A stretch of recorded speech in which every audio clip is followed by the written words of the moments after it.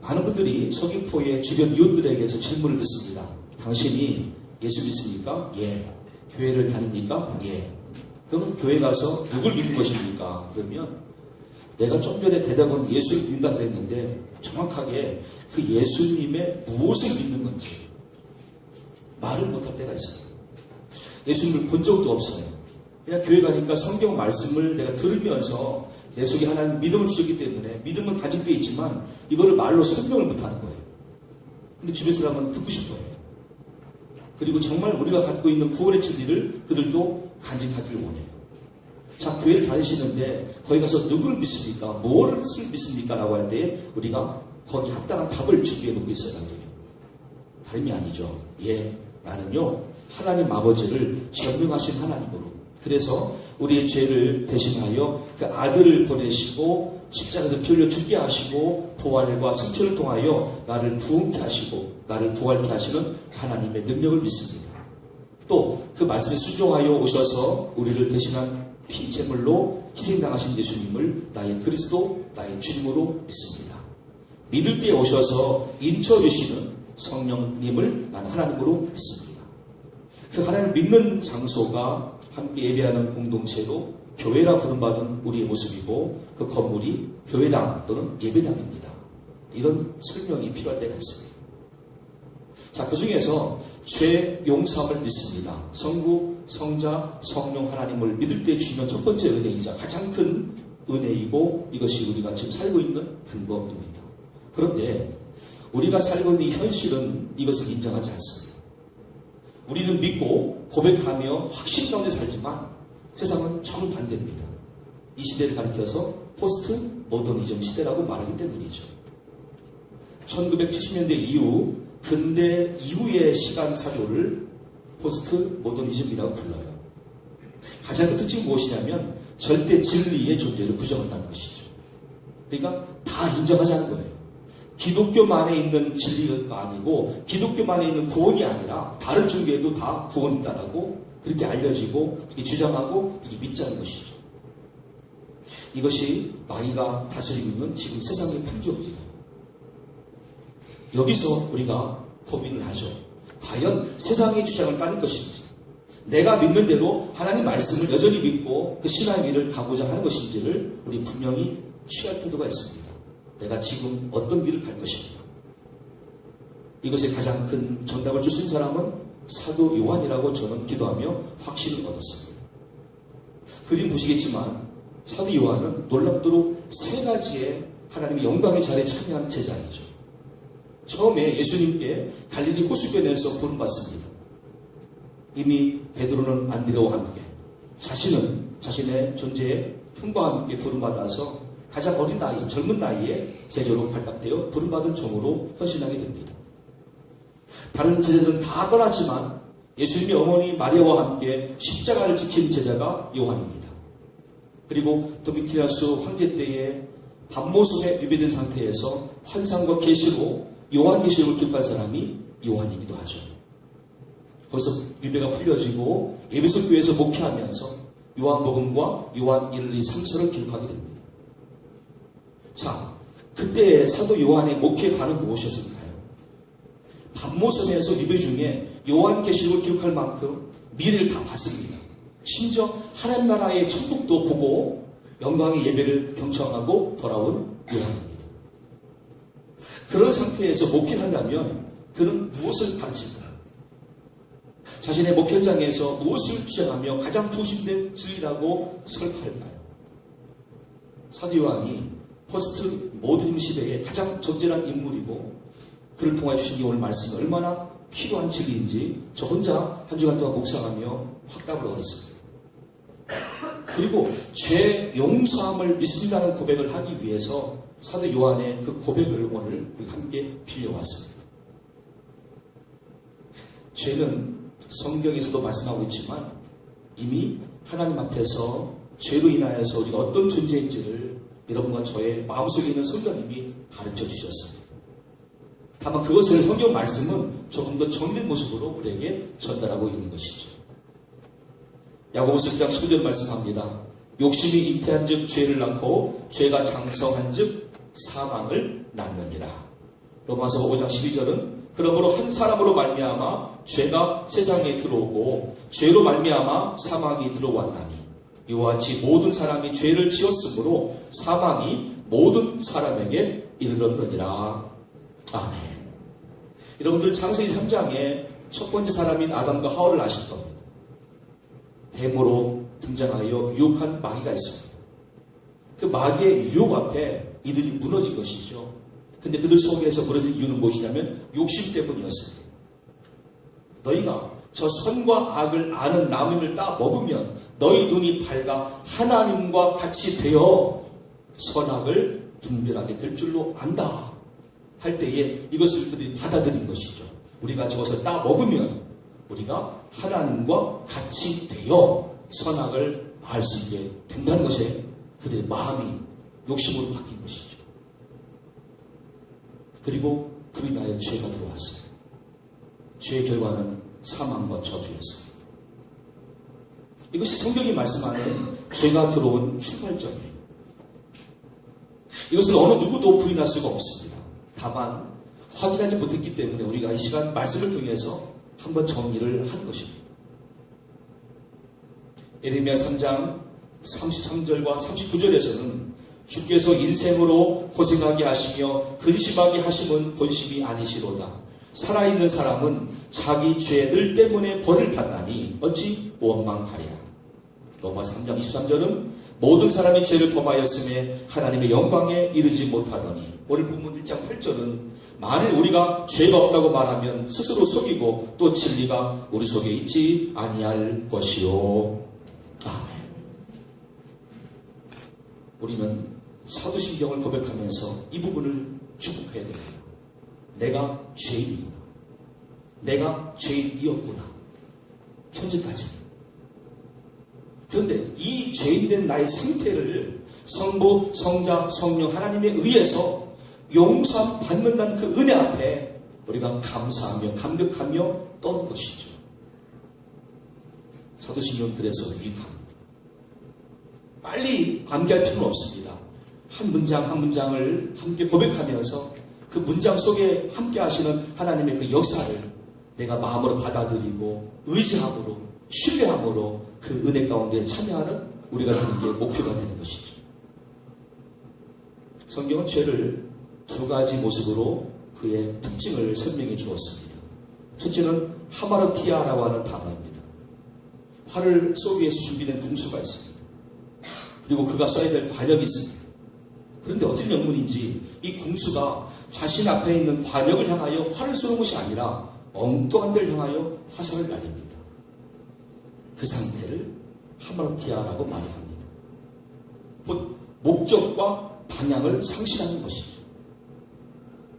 에베소서 1장 말씀 보시면 하나님께서는 저와 여러분 모든 인류를 창세 전부터 예정하셨다라고 말씀하셨습니다. 그리고 하나님의 때에 우리가 이 땅에 태어나서 지금 쓰임받는 존재로 부름받았다고 말씀하고 있습니다. 근데 하나님께서는 저와 여러분들에게 각각의 인생의 목적을 부여하셨습니다. 인생의 방향을 정해주셨습니다. 그런데 그 길을 가지 않는 거예요. 그 방향대로 가지 않고 있는 거예요. 이거를 하마르티아 죄라고 설명했습니다. 야고보서 4장 14절 말씀 보시면 그러므로 사람이 선을 행할 줄 알고도 행하지 아니하면 죄니라 라고 말씀했습니다. 분명히 우리 마음 안에 하나님을 알고 말씀을 의지하고 천국을 향하여 걸음마를 옮길 수 있는 길을 허락해 주셨지만 일부러 그 길을 가지 않고 있는 누군가가 있다는 뜻입니다. 그것이 죄입니다. 두 번째 죄의 모습은 아노미아라는 단어로 말씀해 주셨습니다. 불법을 말하죠. 아담 이후 모든 인간들의 마음속에 마귀에게 속았던 그 상태의 거짓과 속임수가 남아있습니다. 예수님은 마태복음 15장 19절에서 마음에서 나오는 것은 악한 생각과 살인과 간음과 음란과 도둑질과 거짓 증언과 비방이니 라고 말씀하시며 우리 마음의 부패를 드러내 주셨죠. 이게 언제 들어왔을까요? 첫사람 아담과 하와 때부터 들어온 마음이에요.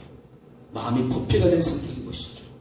그로 인하여 불법을 저지른 우리의 모습을 아노미아라는 단어가 죄라고 설명해 주었습니다. 여러분, 우리는 죄인입니다.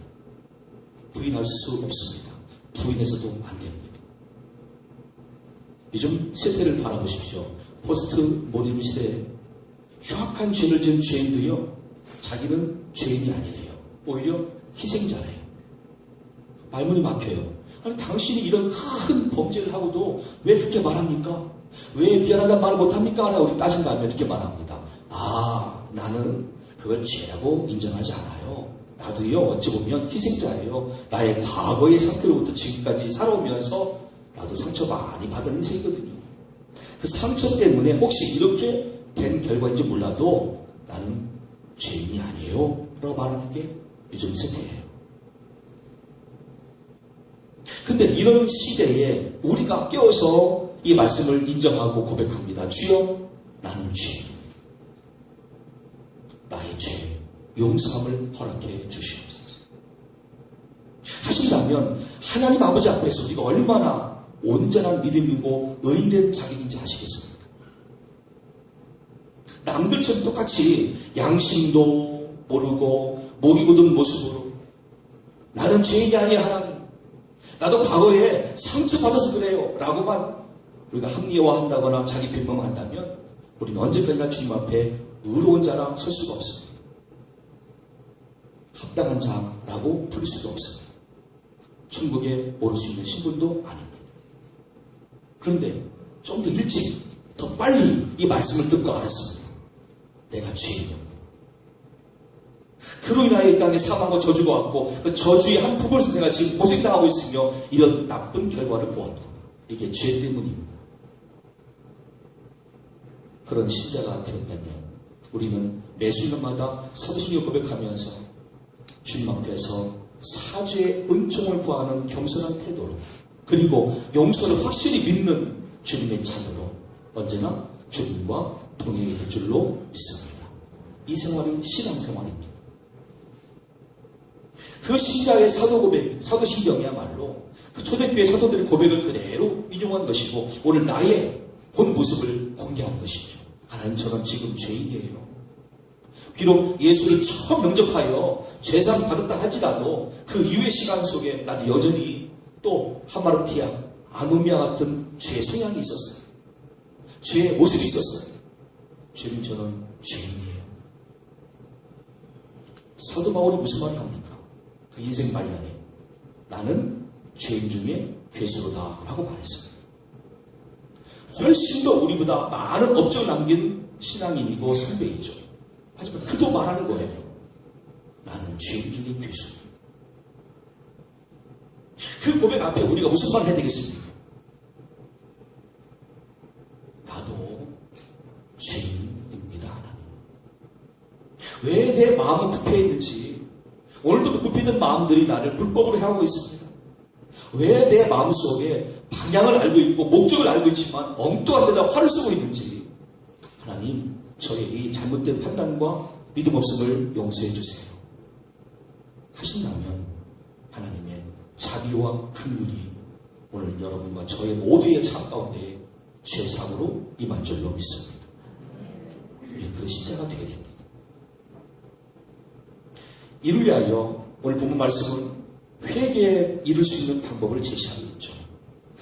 7절 말씀 보시면 그가 빛 가운데 계신 것 같이 우리도 빛 가운데 행하면 우리가 서로 사귐이 있고 그 아들 예수의 피가 우리를 모든 죄에서 깨끗하게 하실 것이요. 아멘. 왜 예수님입니까? 왜 우리가 예수님 그 이름을 의지하고 회개해야 됩니까? 요한일서 3장 8절을 말씀합니다. 하나님의 아들이 나타나신 것은 마귀의 일을 멸하려 하십니다. 아멘. 마귀는 처음부터 살인자하고 속이는 자하고 거짓말자예요. 사기꾼이에요. 그러니까 하나님 말씀이 선포됐고 그 말씀대로 살면 될 아담과 하와를 깬 거예요. 거짓말로.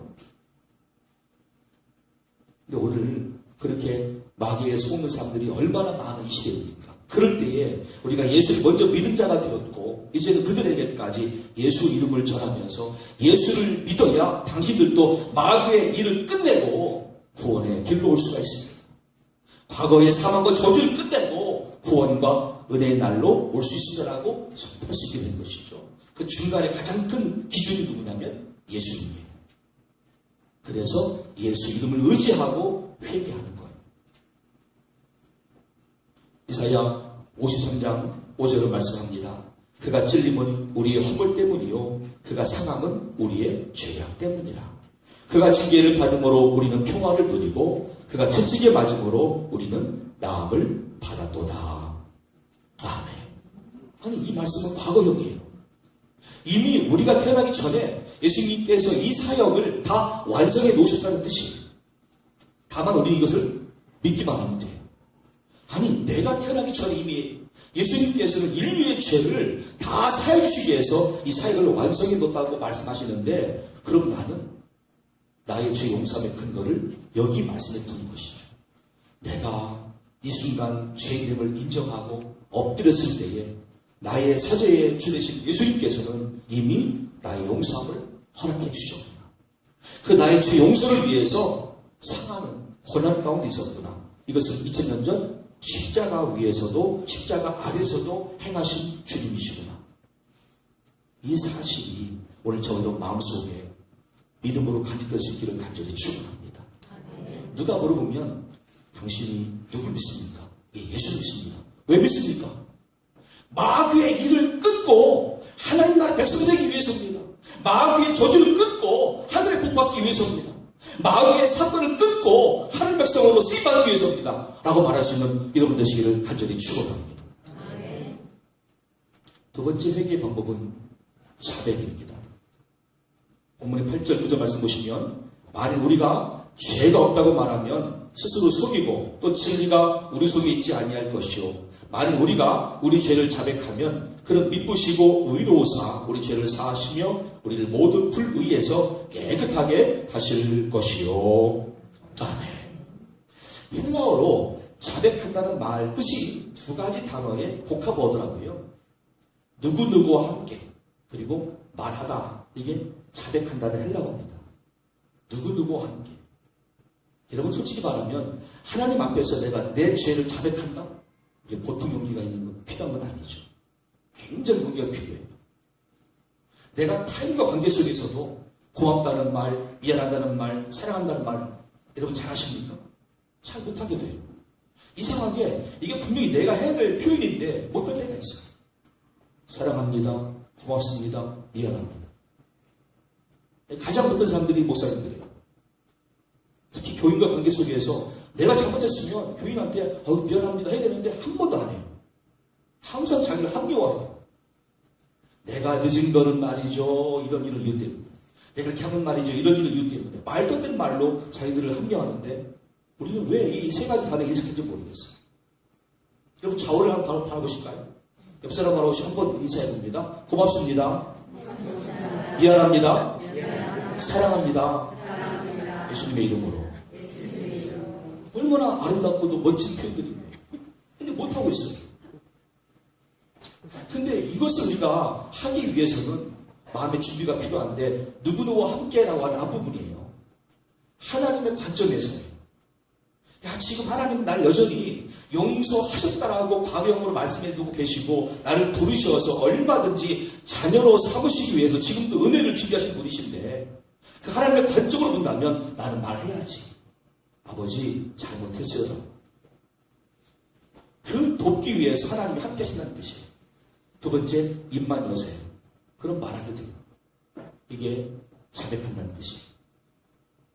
그럼 우리가 일단 하나님 앞에서 하나님의 관점으로 생각을 바꾸고 태도를 바꿔서 고백하기 시작해요. 그러다 보니까 하나님께서 우리 안에 임하시게 되죠. 우리 안에 성령으로 충만케 하시겠죠. 그러면서 우리 태도와 삶의 관점들을 다른 방향으로 인도하시겠죠. 그것이 회개에 따른 열매가 되는 거죠. 근데 이걸 모르니까 우리 입으로만 그냥 잘못했습니다. 주님 용서해 주세요. 여기서 끝나는 거예요. 누구누구와 함께를 안다면 그 다음에 회개를 따른 열매까지 갈 수가 있어요. 지금 나의 이 고백을 원하시는 분이 누구시냐? 하나님이시다. 지금 나와 같이 손잡고 하기 원하시는 분이 누구시냐? 하나님이시다.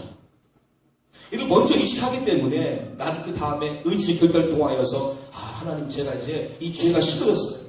내가 전에 마귀에 속아가지고 악한 생각과 살인과 간음과 음란과 도둑질과 거짓 증언과 비방을 했을 뿐인데 이제는 예수 때문에 다 끊어버리고 오직 하나님이 원하시는 의로 또 진리의 길로 오기를 원해요. 내가 죄를 싫어합니다. 이게 의지의 결단이죠. 그 다음부터는 회개에 따른 열매가 시작되게 됩니다. 거룩한 성도의 길로 나아갈 수 있다는 뜻이에요. 지금 우리의 신앙생활에 비력한 부분이 무엇일까요? 회개에 따른 열매죠. 말로는 회개합니다. 근데 그 다음에 의지의 결단과 이어지는 열매가 안 보여요. 하나님, 제가 이제 술 끊겠습니다. 말만 하지 마세요. 물론 거기까지 오는 것도 큰 용기였지만 저는 이 말씀을 통해서 여러분을 도전합니다. 한 번 더 거기서 하나님의 관점으로 고민해 보세요. 내가 이 시기에 포스트 모더니즘 시대의 술 취함과 방탕함이 마땅한 모습입니다. 하나님 나라의 백성이며 죄상받은 백성으로 인칭받은 내가 그 길을 또 가는 것이 마땅한 것입니다. 누구누구와 함께를 연상해 보는 것이죠. 하나님은 원치 않으실 거야. 맞아. 그런데 어떻게 해야지? 하나님께 우리 도움을 청하자. 하나님, 제가요 지금 말로 잘못을 구하고 있고 의지적으로 내가 이거 끊겠다고 말하고 있지만 저는 저를 잘 알아요. 또 지는 사람이에요.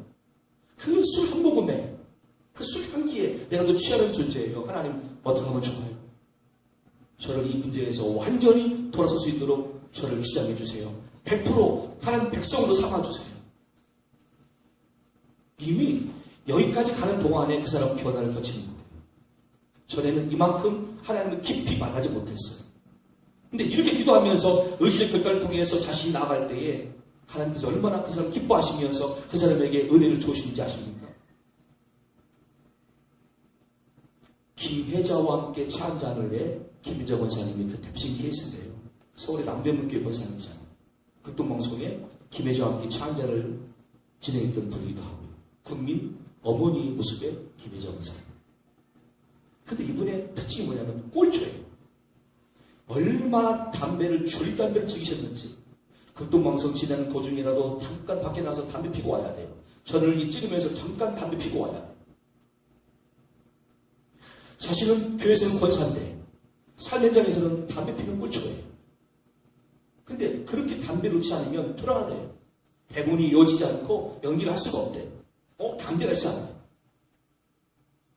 미국에 살고 있는 딸이 이 문제로 기도하기 시작했어요. 하나님, 우리 어머니가 대표적인 국민 어머니라고 알려진 김혜정 권사인데 언제부턴가 담배를 즐기더니만 이제 완전히 꼴초가 됐어요. 이 모습으로 하나님께 부름받는다면 얼마나 창피할 것인지. 이 딸이요 미국에 사주면서 이 엄마 때문에 막 중보기도하기 시작했어요. 하나님, 우리 엄마 담배 끊게 해주세요. 담배 끊고 건강한 삶으로 믿음 생활 잘 할 수 있게 해주세요. 어느 날부터 김혜정 권사가 연기 도중에 또 방송 프로 진행 도중에 담배를 피우려고 딱 담배를 꺼내던 순간부터 이상하게 속에서 메스꺼워요. 막 토악질이 나요. 이상하다. 담배만 생각해도 막 싫어지고 진정이 쳐지고 왜 이렇지 하다 보니까 끊게 됐어요. 어느 날 딸과 함께 통하게 됐어요. 딸한테 자연스럽게 말했어요. 야, 아무개야, 내가 하나님의 은혜로 이번에 담배를 끊게 되었어요. 지금 몇 달째. 저 통화상에 딸이 막 크게 외칩니다. 할렐루야! 엄마, 내가 사실 엄마 금주 때문에 여기서 내가 몇 년 전부터 기도한 줄 몰라. 보니까 그게 자기 기도가 아니라 딸의 기도였던 거예요. 근데 그 중보의 기도가 이렇게 큰 힘을 가져와서 엄마가 담배를 끊고 이제 온전한 모습으로 건강과 또 믿음의 모습에서 하나님 앞에 쓰임받는 자녀로 회복되는 것을 그분이 직접 간증하였고 이것을 어느 여성 기관지가 수록해 왔더라고요. 오늘 우리가 주님 앞에 나의 죄됨을 인정하고 용서를 받은 것을 확신하고 은혜를 구한다고 한다면 하나님은 모든 것으로 다 준비해 놓으시기 때문에 여러분들이 가장 필요한 것을 가장 좋은 것을 허락하시는 사랑이신 하나님이심을 믿으시기를 축원합니다. 그렇다면 우리가 이 땅에서 두려울 게 없죠. 그 하나님과 함께함이 최고의 기준이고 나의 삶의 성공과 가치라고 여긴다면 나머지 것들은 이제 아무런 것도 내 눈에 들어올 수도 없고 내 마음에 차지도 않을 겁니다. 그것을 가능케 하는 것은 하나님의 속성 두 가지 때문이죠. 오늘 말씀 9절은 만일 우리가 우리 죄를 자백하면 그는 미쁘시고 의로우사 우리 죄를 사하시며 우리를 모든 불의에서 깨끗하게 하실 것이고 라고 말씀하시며 하나님의 미쁘심과 의로우심을 말씀하고 있습니다. 미쁘시다는 뜻은 뭐냐면 신실하다는 뜻이죠. 신실하다. 인생을 아니시기 때문에 시건치 아니하시고 한 번 말씀하신 것은 반드시 이루시는 그 신실함. 그래서 미쁘시다라고 표현했어요. 의로우시다. 하나님 거짓이 없으십니다. 죄가 없는 분이십니다. 때문에 죄 있는 우리를 부르시어 구원하시기 위해서는 우리의 죄의 문제가 해결되기 위해서 하나님이 방법을 제시한 것이죠. 그게 예수의 피예요. 오늘 너희가 어떤 형태의 죄가 있든지 간에 이 예수의 피를 의지함으로 예수의 피를 믿음으로 여기서 깨끗함을 받고 다시 나의 자녀로 서라고 말씀하시는 하나님의 의로우십니다. 요한일서 1장 7절은 함께 읽었지만 그 아들 예수의 피가 우리를 모든 죄에서 깨끗하게 하실 것이요 시편 103편 3절 4절에 그가 내 모든 죄악을 사하시며 내 모든 병을 고치시며 내 생명을 파멸해서 속량하시고 인자와 긍휼로 관을 씌우시며 10절 11절에 우리의 죄를 따라 우리를 처벌하지는 아니하시며 우리의 죄악을 따라 우리에게 그대로 갚지는 아니하셨으니 이는 하늘이 땅에서 높음같이 그를 경외하는 자에게 그의 인자하심이 크심이로다. 아멘. 이 은혜 주시는 분이 의로우신 하나님이세요. 우리가 오늘 만난 하나님이 이 하나님이시죠. 과거에 내가 어떤 신앙의 흔적에서 만난 하나님도 물론 하나님 되시겠지만 오늘 이 시간만큼은 이 하나님 만나야 돼요. 나를 향해서 지금도 신실한 약속을 그대로 이행하시는 하나님. 그리고 오늘 나의 죄 용서를 통해서 다시 새롭게 하시고 의롭게 하시는 하나님. 그 하나님이 나와 여러분의 하나님이 되시기 때문에 우리 이제부터 결단해야 됩니다. 같은 죄는 반복하지 않도록. 그리고 알고 있는 상태의 죄는 범하지 않도록. 그리고 마귀의 어떤 유혹이 있다 할지라도 한 번은 말씀으로 분별해 보세요. 그 마귀는요, 세상의 여러 정신사주를 통해서나 주변의 사람들 통해서도 사건을 통해서도 등장합니다. 오늘 갑자기 나의 사업장에 누가 찾아왔습니다. 그가 나를 유혹합니다. 이런 거 해보라고. 한번 이런 것이 있는데 이것이 큰 돈 번다. 그때 여러분들 속에 그 욕심이 날 겁니다. 단기간에 큰 수익을 보장한다. 속지 마세요. 그때 성경 말씀은 등장합니다. 너 개미처럼 살아라. 여러분 개미는요 단기간에 큰 욕심 부리는 존재가 아니에요. 그냥 매일매일 부지런히 걸어가는 존재가 그 개미예요. 개미에게 배워야 돼요. 욕심 내려놓으세요. 단기간에 큰 욕심으로 많은 물질을 벌겠다? 속임수예요. 우리가 속는 거예요. 그래서 오늘 말씀을 적용해 볼 수 있는 거죠. 야, 나의 삶이 하나님께 있고 난 하나님과 함께 붙든 인생을 산다고 한다면 앞으로 어떻게 살면 될 것인가? 걱정하지 마십시오. 이사야 1장 18절 이하는 말씀합니다. 너희 죄가 주홍 같을지라도 눈과 같이 희어질 것이요 진홍같이 붉을지라도 양털같이 되리라. 오늘 말씀 1장 9절에 우리 죄를 자백하면 저는 미쁘시고 의로우사 우리 죄를 사하시며 모든 불의에서 깨끗하게 하시리라. 로마서 8장 2절에 이는 그리스도 예수 안에 있는 생명의 성령의 법이 죄와 사망의 법에서 너를 해방하였습니다. 골로새서 1장 13절과 14절 말씀에 그가 우리를 흑암의 권세에서 건져내사 그의 사랑의 아들의 나라로 옮기셨으니 그 아들 안에서 우리가 속량 곧 죄사함을 얻었도다. 아멘. 다 얻게 돼요. 죄사함이 가장 큰 은혜의 출발점이자 본질이 되는 거죠. 그래서 사도 요한은 밤모습에서 보았던 그 환상과 계시를 토대로 에베소에서 나무 목회를 이어갈 때에 이 부분을 강조했던 거예요. 여러분, 죄는 반드시 청산되어야 됩니다. 그때 예수 이름을 의지하십시오. 예수 이름을 믿으십시오. 그 피로 죄사함 받은 이후에는 거룩한 성도의 삶을 살아가면서 지금을 마지막 때로 인식하며 사십시오. 이게 요한 1, 2, 3서의 큰 내용이죠. 요한은 여러 번 강조해요. 지금이 마지막 때다. 지금이 마지막 때다. 맞습니다. 지금이 마지막 때입니다. 이제 예수님의 복음의 사건 가운데 마지막 한 가지가 남았잖아요. 예수님의 재림.